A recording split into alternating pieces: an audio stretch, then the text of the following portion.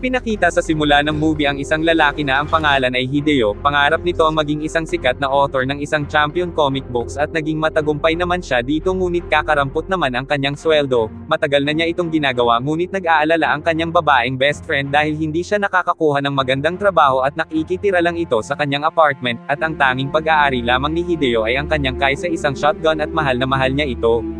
Isang araw ay pinalayas siya ng kanyang best friend sa apartment nito dahil nabwisit ito sa kanya. Samantala ay ibinalita sa TV ang isang virus na kumalat sa buong lungsod at kinakagat ng mga infected ang lahat ng mga tao, gayon din ang mga hayop, kaya't pinayuhan ang lahat na manatili sa kanilang mga bahay. Kinaumagahan ay nagpunta si Hideo sa apartment ng kanyang best friend at dinala niya ito ng pagkain. Matagal na siyang kumakatok ngunit hindi pa din nagbubukas ang kanyang kaibigan, kaya't sinilip na lang niya ito sa butas ng pinto kung saan ay tumambad sa kanya ang kakaibang ikinikilos ng babaeng kaibigan. Pagkatapos ay gumapang ito papunta sa kanya, kitang-kita niya ang nakakakilabot na mukha nito na tila halimaw at dagli nitong inatake si Hideo, kaya't itinulak niya sa loob ito, ngunit pinigilan naman ng mga paa nito ang pinto, at nang akmang kakagati na siya nito ay hinila ni Hideo ang pinto, kaya't ang pinto ang nakagat nito, at nalagas din ang lahat ng mga ngipin ng nahawahang kaibigan.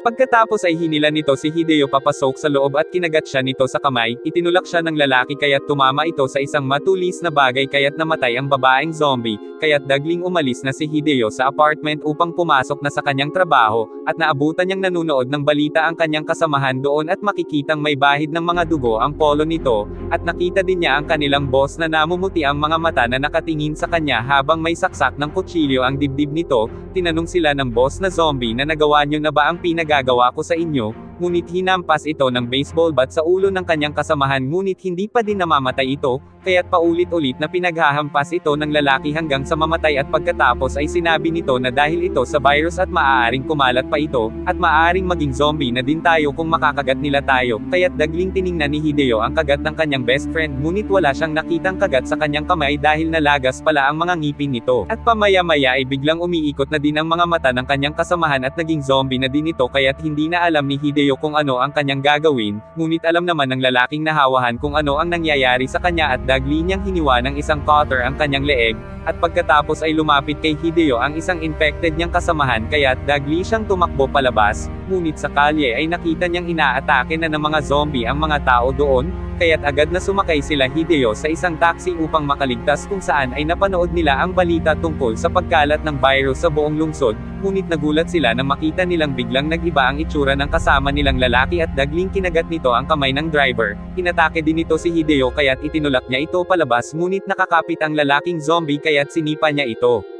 Tumatawa habang umiiyak naman ang driver at sinabi nito na sa buong buhay niya ay hindi siya lumalabag sa batas, at bigla nitong pinatakbo ng matulin ang kotse, kaya't nang bumangga ito sa isang kotse sa daan ay nagpaikot-ikot ito sa ere at bumaligtad. Sa kabutihang palad ay nakaligtas silang dalawa at ilang sandali ay nag-search sila sa Google tungkol sa virus at doon ay nalaman nila na sinisira nito ang gawain at pananaw ng mga tao, at kahit na nahawahan ay ginagawa pa din nito ang mga kanilang mga nakagawian. At pagkatapos ay naglakad na sila patungo sa bundok at nagpalipas sila ng gabi sa isang bahay na nadaanan. Nagpakilala si Hideo at Hiromi sa isa't isa at kinaumagahan ay nakita ni Hideo ang kagat sa leeg ni Hiromi kaya't dagli niyang tinutukan ito ng kanyang shotgun, ngunit sinabi ni Hiromi na hindi naman infected ang batang maliit na nakakagat sa kanya, kaya't hindi na siya binaril ni Hideo dahil alam niyang hindi ito nahawahan. Nagpatuloy na sila sa pagpunta sa kabundukan, ngunit biglang nanginig si Hiromi at naging mata ng zombie ang isang mata nito, nang dahil sa takot ay nagtatakbo palayo si Hideo, ngunit nakasalubong siya ng isang lalaking zombie at dagli siyang inatake nito,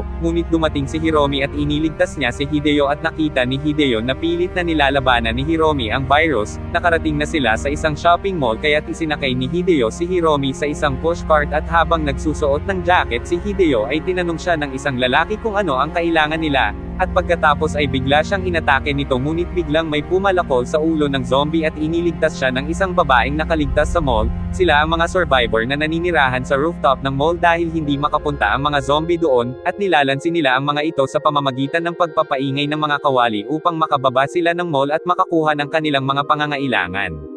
Mayroon silang leader at gustong-gusto nito ang shotgun ni Hideo. Nagpatawag ng meeting ang leader para sa kalalakihan dahil kinakaharap nila ngayon ang kakulangan ng kanilang pagkain. Gusto ng leader na kuhanin ang shotgun ni Hideo ngunit ayaw pumayag ni Hideo dahil may sentimental value ito sa kanya. Dahil ayaw ibigay ay pinalayas silang dalawa ni Hiromi sa kanilang kampo, at sinabi nilang papatayin nila si Hiromi ngunit pinagpapatay nito ang mga lalaki at nang matanggal ang piring sa mata ng batang babae ay nalaman nilang nahawahan na ito, ngunit biglang pinauna ng leader si Hiromi sa noo kaya't nawalan ito ng malay at sa pilitang kinuha ang shotgun ni Hideo, kaya't nagalit ang lahat sa ginawa ng leader at binawi nila ang pagiging isang leader nito at sila na rin mismo ang kumuha ng shotgun ni Hideo, at sinabi naman ng babaeng nurse kay Hideo na buhay pa din si Hiromi.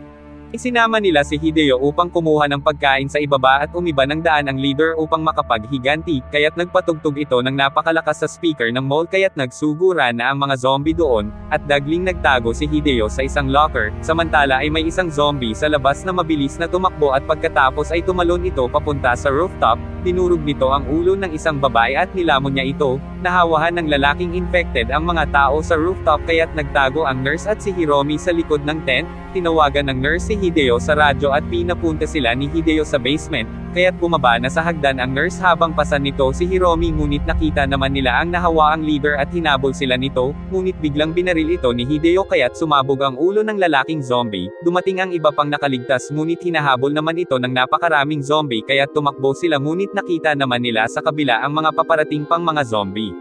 Kaya't gamit ang shotgun ay pinagbabaril ito isa-isa ni Hideo, tumulong din ang iba niyang mga kasamahan upang mapatay ang mga ito, ngunit ilang sandali ay pinagkakagat ng mga ito ang isa nilang lalaking kasamahan at nakagat din ang isa pa, kaya't galit na naglagay ng bala si Hideo sa kanyang shotgun at pinagbabaril ang iba pang mga natitirang mga zombie, at sa wakas ay naubos na niya ang mga ito, ngunit sa huli ay biglang tumayo ang kalbong zombie kaya't muling naglagay ng bala si Hideo binaril niya ito ngunit dahil sa bilis ay hindi niya napuruhan ito kaya't naubusan na siya ng bala. Muling bumangon ang kalbong zombie ngunit nakakita naman si Hideo ng isang bala sa sahig kaya't dagli niyang kinuha ito at inilagay sa shotgun, at saktong pabagsak na sa kanya ang kalbong zombie ay napasabog niya ang ulo nito.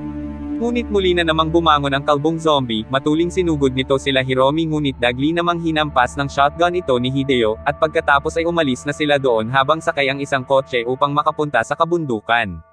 At dito na po nagtatapos ang ating movie. Mag-subscribe ka na po Lods para sa mga movie na katulad nito, at pakiclick mo na din ang notification bell at mag-like ka na din upang matulungan mo ang ating channel. Maraming salamat po sa iyong panonood. Ingat po palagi Lods. God bless.